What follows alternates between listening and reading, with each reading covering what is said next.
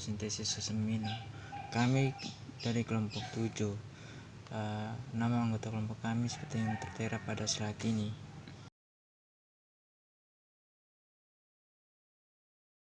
Suatu proses pengkatalisan enzim di mana substrat atau enzim diubah menjadi produk yang lebih kompleks dalam organisme hidup. Dalam bisintesis asam amino dimodifikasi diubah menjadi senyawa lain atau penggabungan asam amino untuk membentuk makromolekul melalui bantuan enzim dan energi.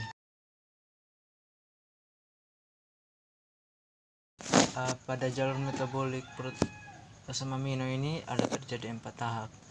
Pertama, produksi asam amino yang terjadi dalam tubuh, digesti protein diet serta sintesis asam amino yang terjadi dalam hati. Yang kedua, pengambilan nitrogen dari asam amino. Yang ketiga, terjadi proses katabolisme asam amino menjadi energi melalui dua siklus asam dan siklus urea sebagai proses penghasil sampingan pemecahan asam amino. Pada proses keempat, sintesis protein dari asam amino.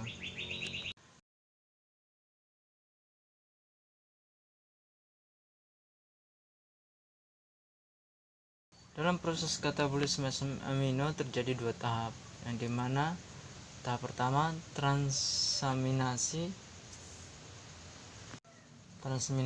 merupakan proses katabolisme asam amino yang melibatkan pemindahan gugus asam amino dari satu asam amino kepada asam amino lain.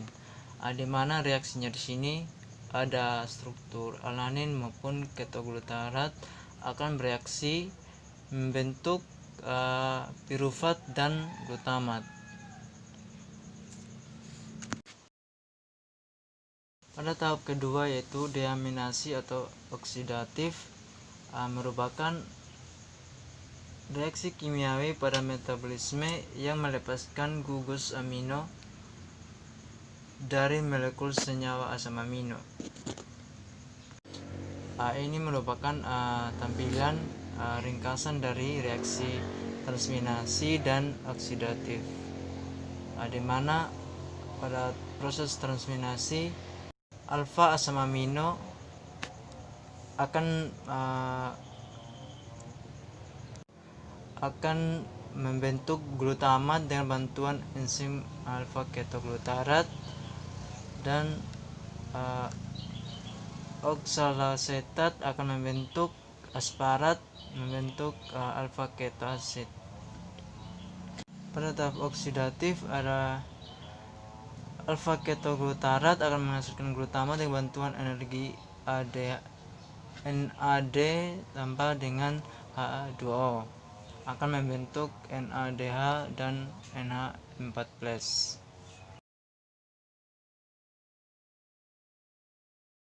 Pada proses siklus urea merupakan suatu reaksi pengubahan amino menjadi urea.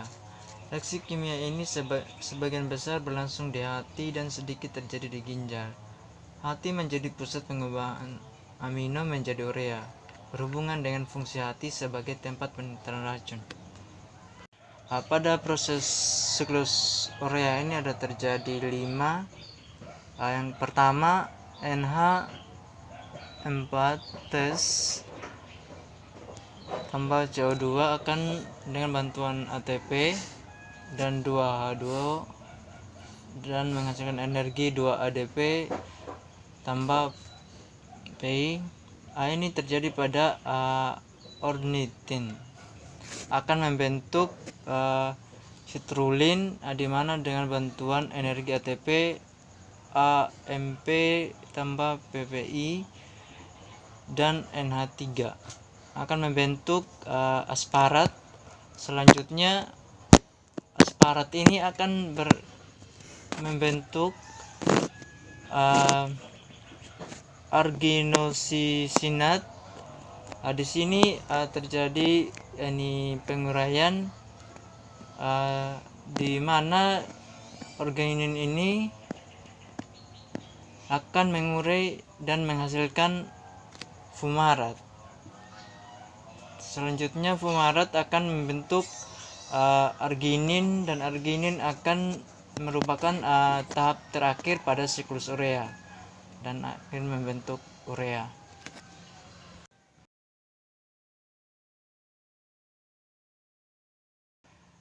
Asam amino ini dibagi menjadi dua klasifikasi. Yang pertama, asam amino esensial, yang merupakan asam amino yang tidak dapat disintesis oleh tubuh kita sehingga diperoleh pada makanan yang kita makan, seperti telur, daging, dan makanan lainnya. Yang kedua, asam amino non esensial merupakan asam amino yang dihasilkan atau diproduksi oleh tubuh sendiri.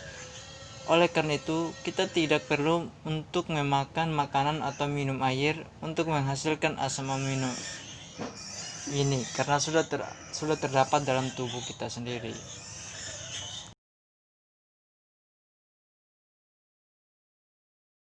Glutamin dan asparat. Glutamat dan glutamin adalah senyawa penting dalam asimilasi nitrogen. Glutamat dan asparat juga sebagai donor kelompok amino dalam banyak reaksi transaminasi. Glutamat dan asparat juga diperlukan sebagai prekursor dalam biosintesis purin dan biosintesis pirimidin. Pada reaksi biosintesis glutamat dan asparat disintesis dari asam A-ketogluarat dengan reaksi transaminasi sederhana. Katalisator reaksi ini adalah enzim glutamat dehidrogenase dan selanjutnya oleh asparat aminotransferase atau AST. Asparat juga diturunkan dari aspagarin dengan bantuan asparaginase. Peran penting glutamat adalah sebagai donor amino intraseluler utama untuk reaksi transaminasi, sedangkan asparat adalah sebagai prekursor ornitin untuk siklus urea. Asparat berfungsi untuk membantu perubahan karbohidrat menjadi energi sel, melindungi hati dengan membantu mengeluarkan amonia berlebih dari tubuh, dan juga membantu fungsi sel dan pembentukan RNA atau DNA. Sedangkan glutamat merupakan bahan bakar utama sel otak bersama glukosa, dapat digunakan untuk mengurangi ketergantungan alkohol dan menstabilkan kesehatan mental.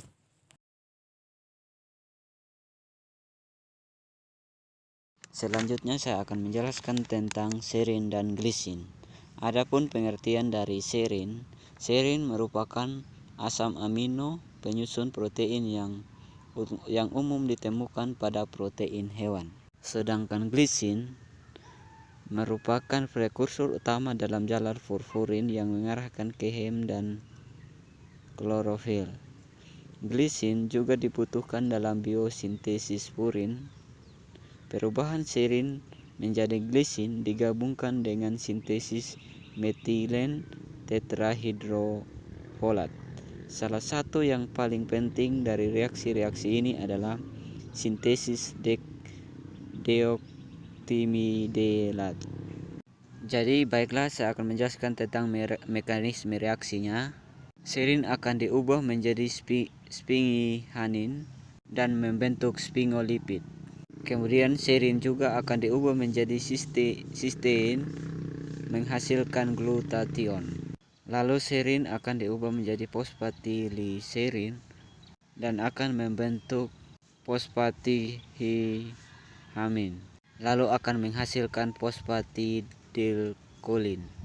Pada saat serin akan diubah menjadi glisin, terjadi perubahan tetrahidrokolat menjadi metalin tetrahidrofolat, yang dimana akan menghasilkan deoksitimidilet dan metil tetrahidrofolat dan akan membentuk metilin. Lalu glisin akan menghasilkan furin, garam empedu, lalu porfobilinogen melalui dengan susilin CoA, kreatin fosfat,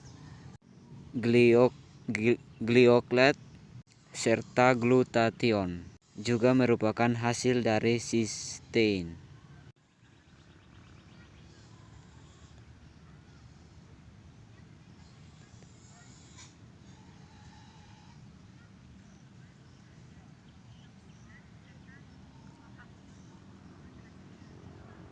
Kemudian porphobilinogen akan membentuk porfirin, akan menghasilkan klorofil, hem, dan kobalamin. Mungkin itu saja yang saya bisa jelaskan. Saya kembali.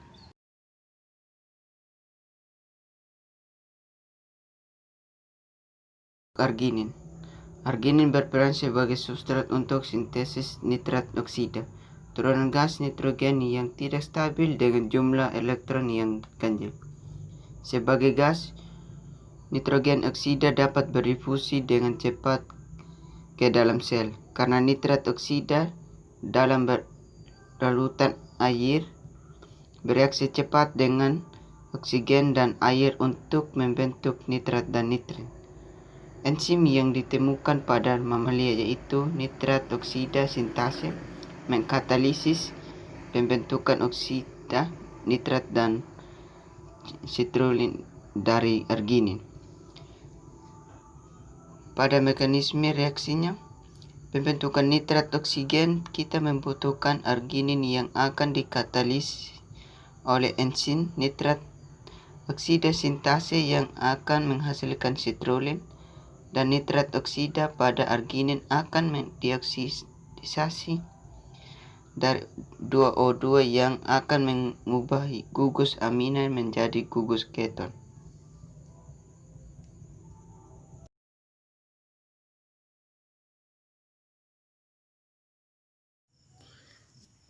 Selanjutnya biosintesis tirosin. Tirosin diproduksi di dalam sel dengan hidroksilase filanin.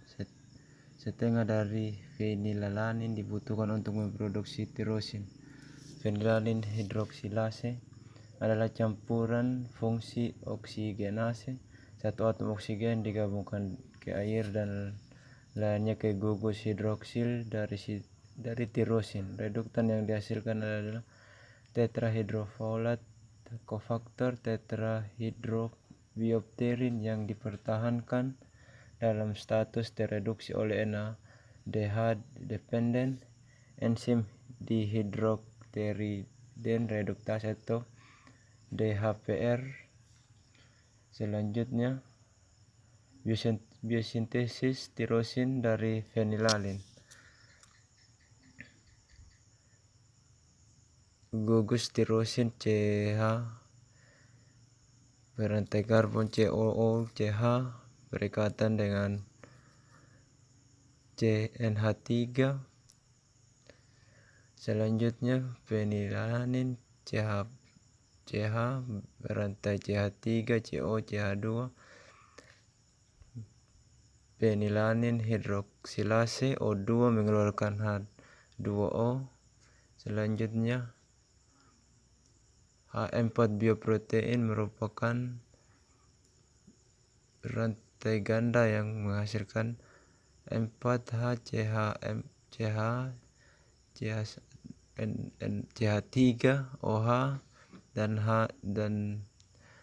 pada bagian tirosin menghasilkan 2 bioprotein biopterin. NADH+ mengeluarkan NADH dihidropteridin reduktase. Tirosin berfungsi untuk memperlambat penuaan sel, menekan pusat lapar di hipotalamus, membantu produksi melanin, penting untuk fungsi kelenjar adrenal, tiroid dan pituitari, dan penting untuk pengobatan depresi, alergi, dan sakit kepala. Jika kekurangan tirosin dapat menyebabkan hipotiroidisme dan gejala lemah, lelah, kulit kasar, pembengkakan pada tangan, kaki, dan muka, tidak tahan dingin, suara kasar, dan daya ingat dan pendengaran menurun, serta kejang otot.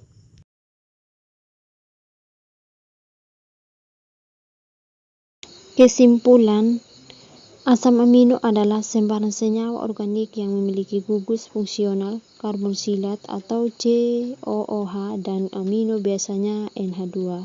Gugus karboksil memberikan sifat basa dan gugus amino memberikan sifat basa.